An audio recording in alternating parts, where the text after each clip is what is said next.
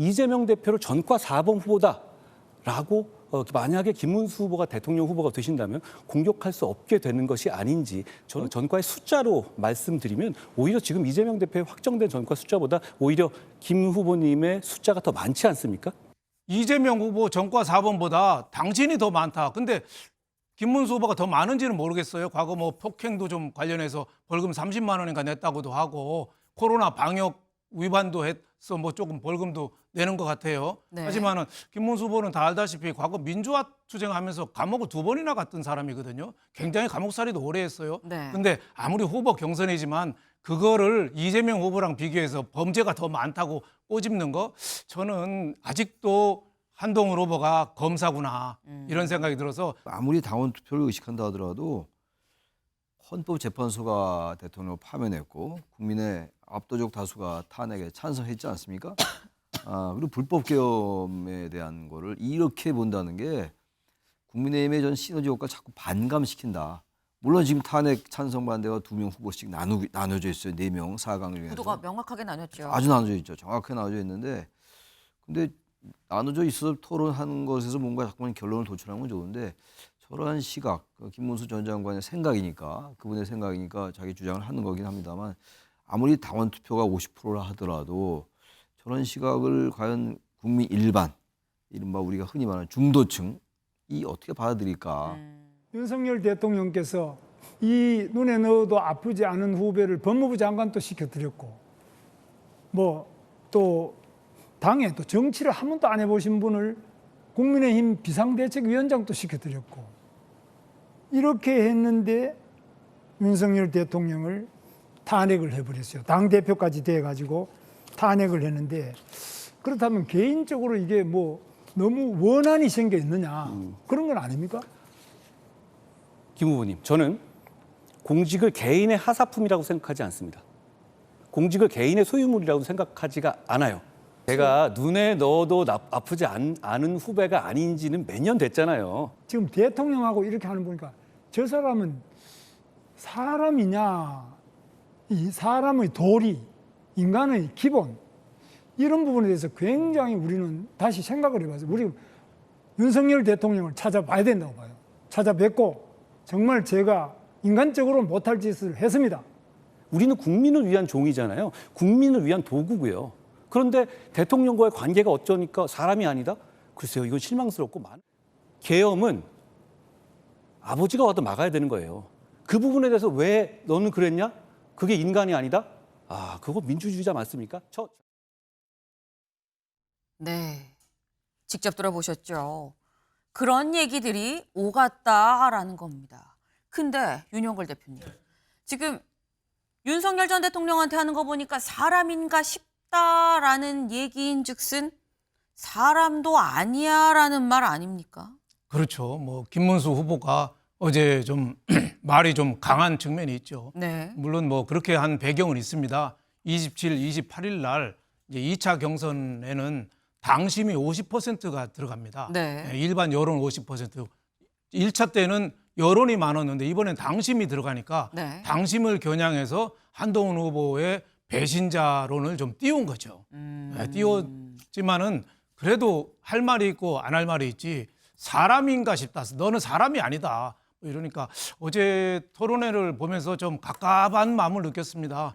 김문수 후보는 윤 대통령과의 관계 또 너무 과거지향적인 측면이 좀 많았고 네. 한동훈 후보는 배신자 늪에서 좀 빠져나오지를 못하고 미래 통합 이쪽으로는 가지를 못했더라고요. 그래서 좀 가수로 말하면은 김문수 후보는 네. 트로트 가수 같고 네. 한동훈 후보는 랩 같아요. 랩 가수. 아. 그냥 말은 굉장히 속사포로 쏟아지는데 네. 무슨 말인지는 잘 모르겠어요. 그리고 안철수 후보는 노래를 하는데 듀엣이나 트리오가 아니라 솔리스트.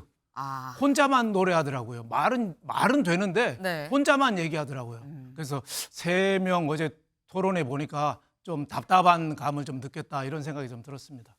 네. 이게 지금 이 트로트와 랩의 배틀 같았다라는 뭐 이런 표현을 지금 해주셨어요. 그런데 지금 이 김문수 후보가 한동훈 후보한테 한 얘기 중에 뭐 사람인가 싶다 이런 얘기를 떠나서 궁극적으로 하고 싶었던 얘기는 사실 요거였던 것 같아요. 다음 기사를 좀 볼까요? 네. 김문수, 탄핵에 가장 큰 책임 있지 않느냐. 윤석열 전 대통령한테 사과해라 라고 얘기를 했다라는 거죠. 여기에 대해서 한동훈 후보, 아버지가 계엄해도 막아야 되는 겁니다. 누가 배신자라는 겁니까? 라고 받아쳤다라는 건데, 이 얘기는 최철민 교수님, 인간된 도리로 윤석열 전 대통령한테 사과하세요. 그러니까 아버지가 해도 계엄은 막아야죠라고 지금 한동훈 후보 얘기를 했다라는 거거든요. 어떻게 보셨습니까? 할아버지가 계엄에도 막았을 것 같아요, 저는. 김문수 전 장관, 김문수 후보가 이 상황을 아직도 그 탄핵 책임, 그리고 배신자 프레임, 아까 우리 윤 대표님 말씀하신 것처럼, 그리고 계엄에 대한 시각 이런 것에서 완전히 뚜렷하게 그 일관된 입장을 지금 보이고 있거든요. 이건 한 번도 바뀐 적이 없어요.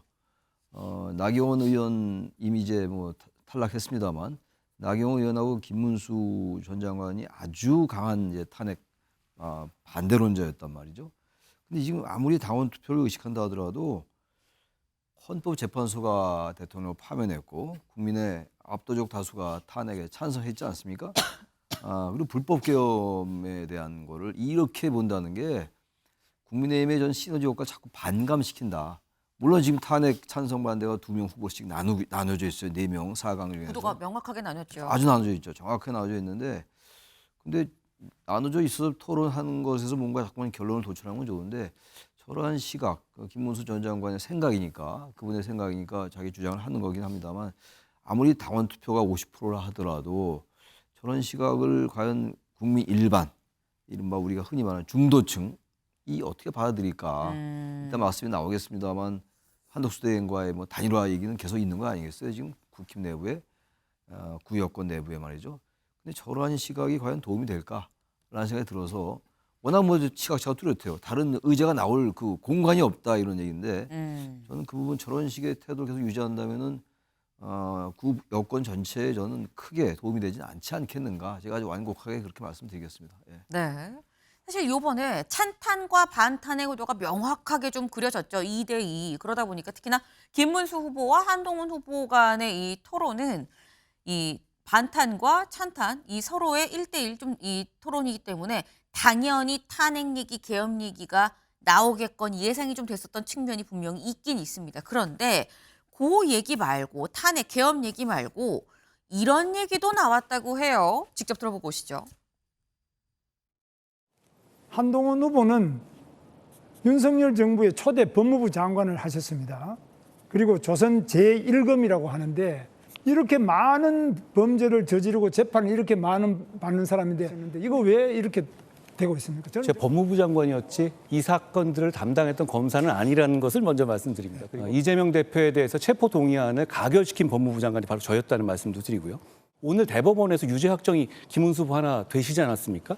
이렇게 되면 저는 김문수 후보님 존경하지만 우리가 이재명 대표를 전과 4번 후보다라고 만약에 김문수 후보가 대통령 후보가 되신다면 공격할 수 없게 되는 것이 아닌지, 저는 전과의 숫자로 말씀드리면 오히려 지금 이재명 대표의 확정된 전과 숫자보다 오히려 김 후보님의 숫자가 더 많지 않습니까? 법무부 장관까지 하신 분이 코로나 방역 수칙 위반해가지고 벌금 조금 낸 거 이런 걸 가지고 그렇게 말씀하시는 폭행 네. 지금 얘기는 또 이재명 전 대표 얘기를 하다가 김문수 후보 약간 전과 얘기로도 슬슬쩍 이렇게 좀 넘어갔어요. 네. 요거는 윤여걸 대표님 어떻게 보셨습니까? 저는 뭐 김문수 후보가 뭐 한동훈 후보가 과거 법무부 장관할 때 네. 수사 제대로 안 하고 뭐 했냐. 오히려 이재명 후보가 계속 빠져나왔지 않느냐. 그 체포 동의안도 했는데 그 나중에 구속영장 기각되면서 나왔지 않느냐. 네. 하니까 한동훈 후보가 그랬죠. 그건 법무부 장관 소관이 아니라 검사가 하는 거다. 그러면서 되치기를 했어요. 예. 이재명 후보가 전과 4범이라는데 확정된 범죄는 김문수 후보가 더 많다.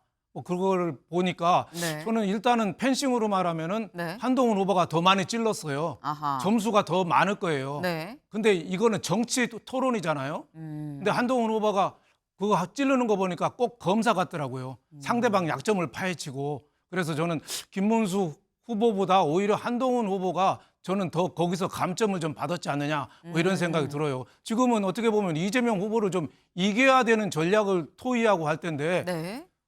이재명 후보 전과 4번보다 당신이 더 많다. 근데 김문수 후보가 더 많은지는 모르겠어요. 과거 뭐 폭행도 좀 관련해서 벌금 30만 원인가 냈다고도 하고 코로나 방역 위반도 해서 뭐 조금 벌금도 내는 것 같아요. 네. 하지만은 김문수 후보는 다 알다시피 과거 민주화 투쟁하면서 감옥을 2번이나 갔던 사람이거든요. 굉장히 감옥살이도 오래 했어요. 네. 근데 아무리 후보 경선이지만 그거를 이재명 후보랑 비교해서 범죄가 더 많다고 꼬집는 거 저는 아직도 한동훈 후보가 검사구나 이런 생각이 들어서 전체적인 평점에서는 한동훈 후보가 펜싱으로는 더 많이 찔렀는지 모르지만 네. 점수를 더 많이 주지는 못하겠다 이런 느낌을 받았습니다. 어.